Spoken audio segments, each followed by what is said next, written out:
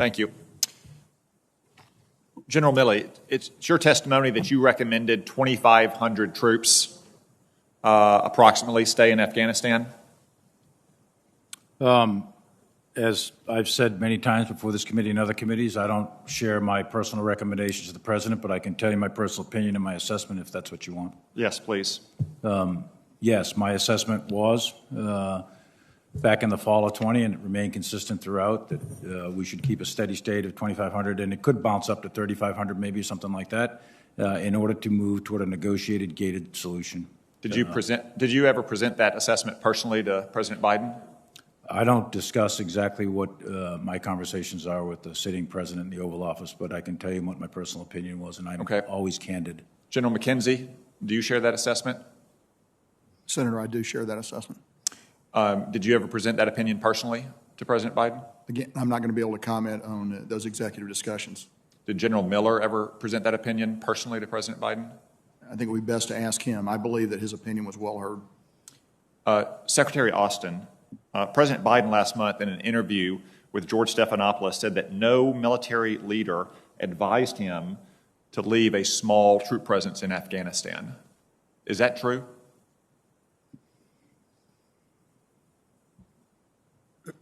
Senator Cotton, I believe that, well, first of all, I know the President to be an honest and forthright man. And secondly... It's a simple question, Secretary Austin. He said no senior military leader advised him to leave a small troop presence behind. Is that true or not? Did these officer and General Miller's recommendations get to the President personally? Their input was received by the President and considered by the President, for sure.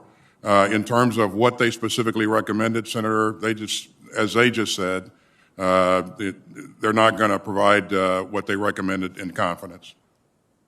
I mean, it sounds to me, it's shocking to me. It sounds to me like maybe their best military advice was never presented personally to the President of the United States about such a highly consequential matter. Let me move on to another recommendation they are reported to have made. General Milley, Joe Biden has said that it was the unanimous recommendation of the Joint Chiefs that we not maintain a military presence beyond August 31st. We've heard testimony to that effect today as well. When was that unanimous recommendation sought and presented to the President? You're talking about the 31 August? Yes, the 31 August deadline for getting out of on 25 August, I was asked to make an assessment and provide best military advice on... I'm sorry, my time is limited here. Okay. You gave me the answer that I needed to hear. August 25th? That's correct. Kabul fell on August 15th. That's correct. You were not asked before August 25th? 16th. On August 25th, I was asked to provide best military assessment as whether we should keep military forces past the 31st. Secretary Austin, was anybody asked before August 25th if we should keep troops at the Kabul airport? This is the President tasked us to provide an assessment on whether or not we should extend our presence beyond August 31st. And as General Milley just said, that assessment was made. We tasked him to make that assessment on the 25th, and he came back and provided his best military advice. Secretary, Kabul fell on August 15th.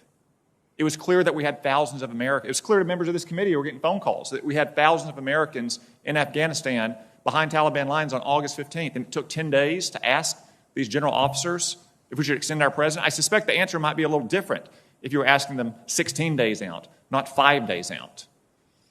Again, my time is limited. I want to move on to another matter. President Biden's botched evacuation screwed things up coming and going as it relates to Afghan evacuees. We left behind thousands of Afghans who served us alongside of us, who were vetted and approved to come here. We brought out thousands who really have no particular connection, about whom we know nothing and cannot be effectively vetted.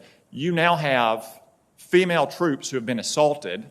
You have Afghan evacuees committing sex crimes at Fort McCoy. What are we to make of this? What steps are we taking to ensure that thousands of Afghans about whom we know nothing are not going to be a menace to our troops at our military bases and to the communities into which they're about to be released? Well, Senator, I'm certainly aware of the allegations, and I take the allegations very seriously. And I can assure you that our commanders at our bases have what they need to be able to protect our troops and our families that work and live at those bases. And I'm in contact with General Van Herk, the NORTHCOM commander, who has overall responsibility for the operation on a routine basis. And this is an area that he remains sighted on. All right, I've just got one final question. General Milley, I can only conclude that your advice about staying in Afghanistan was rejected. I'm shocked to learn that your advice wasn't sought until August 25th on staying past the August 31 deadline. I understand that you're the principal military advisor, that you advise, you don't decide, the president decides. But if all this is true, General Milley, why haven't you resigned?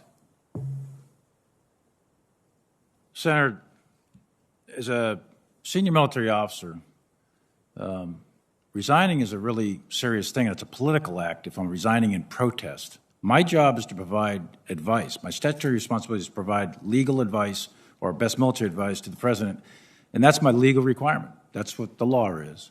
The president doesn't have to agree with that advice. He doesn't have to make those decisions just because we're generals. And it would be an incredible act of political defiance for a commissioned officer to just resign because my advice is not taken. This country doesn't want generals figuring out what orders we are going to accept and do or not. That's not our job. The principle of civilian control of the military is absolute. It's critical to this republic. In addition to that, just from a personal standpoint, my dad didn't get a choice to resign at Iwo Jima, and those kids that are at Abbey Gate, they don't get a choice to resign. And I'm not going to turn my back on them.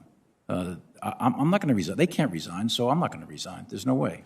If the orders are illegal, we're in a different place. But if the orders are legal from civilian authority, I intend to carry them out. Thank you, Senator Cotton. Senator Hirono,